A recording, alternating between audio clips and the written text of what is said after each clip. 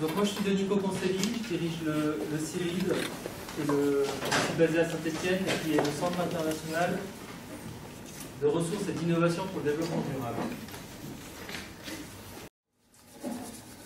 Je vais donc commencer par vous faire en 5 minutes, vous donner quelques clés, 5 trop jargonneux, on n'est pas dans les concepts, puisque vous voyez qu'on a de la réalité de terrain aujourd'hui.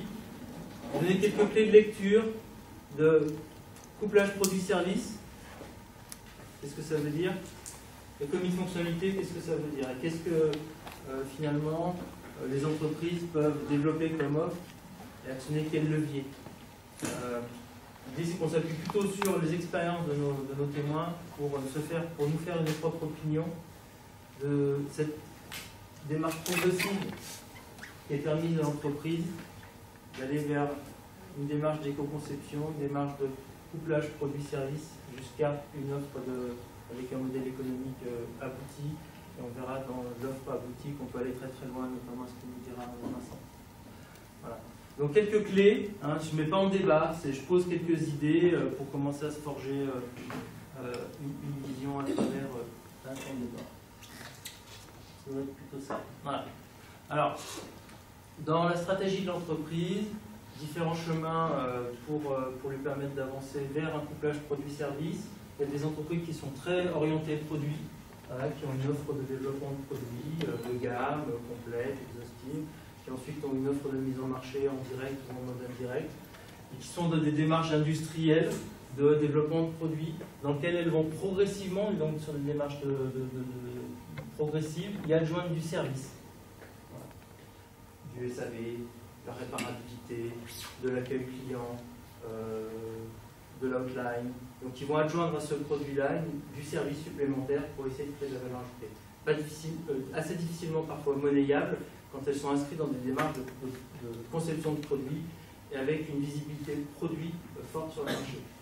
Deux entreprises, elles, sans les opposer, mais sont dans une stratégie parfois différente, plutôt offreuses de services, qui ont une visibilité de maillage sur le territoire avec une offre de service, de SAV très forte, et qui vont adopter une stratégie de s'approprier ou de développer des produits en complément de l'offre de service qu'elles avaient initialement. Et donc on va arriver vers des couplages services-produits dans une démarche progressive d'offre au marché. Donc on voit qu'on a des entreprises qui créent de la valeur en actionnant des leviers différents, avec des pas de temps souvent très très différents. Donc on va aller vers ensuite des offres abouties de couplage produit-service où clairement la gamme proposée par l'entreprise va dans le temps, dans cette démarche de transition, être identifiée comme étant une offre complète de produits et de services, voire d'aller vers des offres de système.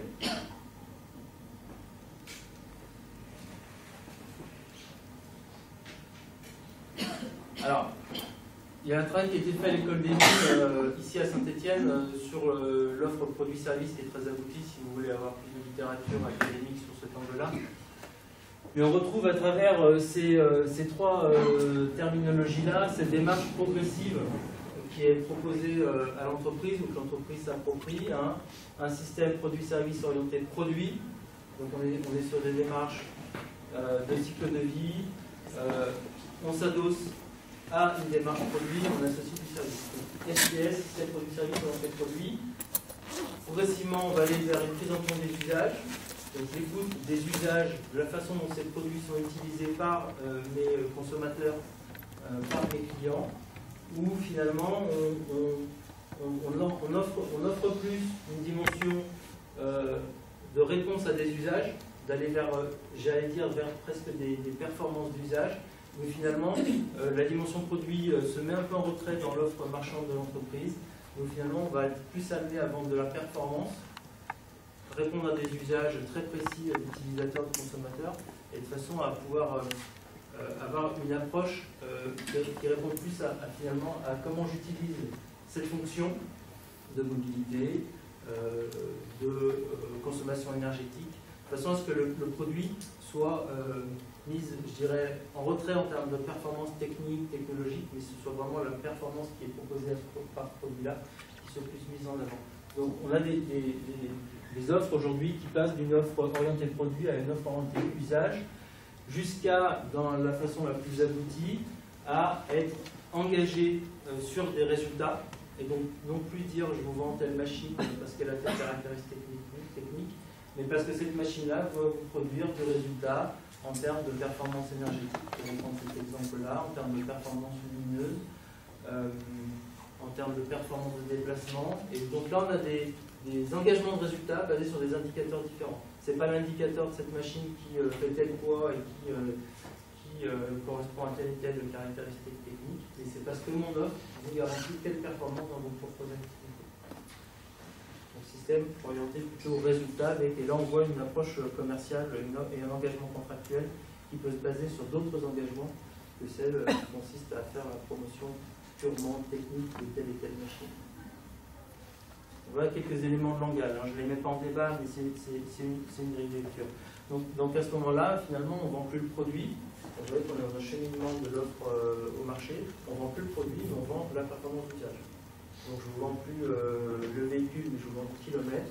Et je m'engage à ce que ce kilomètre-là soit, que le véhicule qui est mis à votre disposition soit disponible, soit d'un certain niveau de qualité,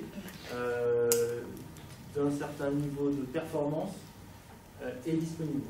Voilà, disponibilité d'usage, et on voit qu'on ne vend plus des véhicules mais de la mobilité, de la lumière mais de l'ambiance lumineuse, par exemple, pour le citer. Le confort climatique aussi, par exemple. Voilà.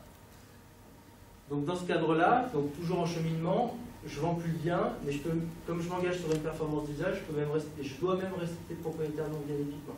Donc en tant qu'industriel, je reste propriétaire, donc ça c'est une composante forte de l'économie de fonctionnalité qu'on va ajouter au bout du modèle, et je reste propriétaire en tant qu'industriel du bien, je reste propriétaire du parc lumineux, enfin du dispositif d'éclairage, je reste propriétaire des équipements qui font du chaud, qui font du froid, je reste propriétaire du parc de vélo pour citer libre ou du parc de véhicules, je reste propriétaire et je m'engage sur les performances produites par ce gouvernement.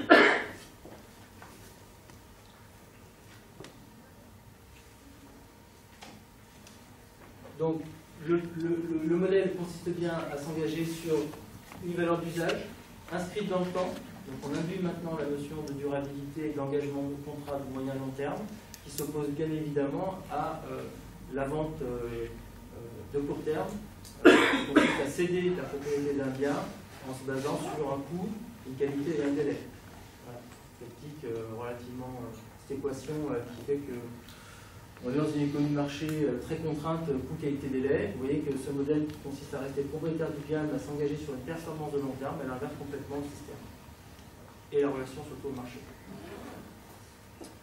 Où plus le produit est durable, plus la performance est durable aussi, plus le contrat est de long terme et donc garantit à l'industriel un certain nombre de revenus, de confiance client, d'engagement de résultats et de relation avec son client. Voilà. Alors, ça consiste pour l'entreprise à valoriser au maximum des biens immatériels auprès de son client, des compétences, de la garantie de service et de la continuité de service, du conseil, de l'écoute, de l'adaptabilité aux usages et finalement un maintien de la garantie, le maintien de la performance qui est vendue au départ. Donc ça nécessite à cette entreprise-là de s'adapter. Donc de valoriser des facteurs immatériels. Donc là on voit qu'il y a du facteur humain, il y a du service et des compétences. Donc c'est souvent de la proximité avec le client. Et de façon à mettre en retrait finalement ce bien, ce produit, puisque ce qui est valorisé et ce qui fait l'objet du contrat, c'est la performance d'usage. On est inscrit dans une démarche de développement durable et d'économie de proximité. On va valoriser plus des savoir-faire, la relation client, une compréhension des usages et une adaptation aux besoins de ces consommateurs, plus qu'un rapport coût-qualité-délai. Donc je me base tous les jours sur de la commande et de l'achat de très très court terme. Donc évidemment, c'est pour nous porteur de sens parce que c'est une façon de lutter contre l'obsolescence programmée, puisque vous voyez très bien, très clairement, je l'espère maintenant, que l'objectif pour l'industriel, c'est que le produit dure. C'est qu'il dure plus longtemps. Donc évidemment, on inverse complètement la logique d'obsolescence programmée, parce que cette attitude face au marché, elle induit des comportements vis-à-vis de la R&D, l'éco-conception même du produit, dans la prise en compte de tout son cycle de vie, de se projeter et de garantir cette performance-là pour l'industrie. Donc quelques clés, hein, je ne sais pas si vous pouvez tous lire, hein, quelques clés pour poser un peu le débat et pour maintenant voir comment des retours d'expérience concrets de deux entreprises ont permis d'aller vers des modèles, donc sous une forme de progressivité, vers des modèles de couplage produit-service, donc j'adjoins des services à mes produits, voire aller plus loin à vendre et à s'inscrire dans un modèle d'économie de fonctionnalité. Avant de donner la parole, simplement, on anime en Auvergne-Rhône-Alpes un club autour de ces sujets-là, qui est le club clé, clubclé.org, où des entreprises sont engagées, des outils existent, une méthode pour permettre à l'entreprise de cheminer vers un modèle économique orienté économie de fonctionnalité. Il y a du référentiel, il y a des retours d'expérience d'entreprises déjà engagées dans l'industrie, dans les services, dans la voirie publique, le mobilier urbain. Voilà, on a un certain nombre d'entreprises qui cheminent vers ce modèle. Donc clubclé.org, simplement pour pouvoir vous donner un repère pour aller plus loin et trouver, en tout cas sur Auvergne-Rhône-Alpes, de la littérature et des outils. Et il y a aussi une action qui permet à des entreprises de s'engager aujourd'hui. Peut-être qu'on en dira un petit mot tout à l'heure. Il y a déjà là actuellement 6 entreprises qui sont accompagnées par des consultants et il y a encore 6 places à partir de septembre. Donc si vous avez vu de connaissances d'entreprises qui souhaitent s'engager, c'est une action qui est soutenue par l'ADEME, Rhône-Alpes et la région aussi Rhône-Alpes, qui permet de permettre à les entreprises de mettre le pied à l'étrier et de s'engager.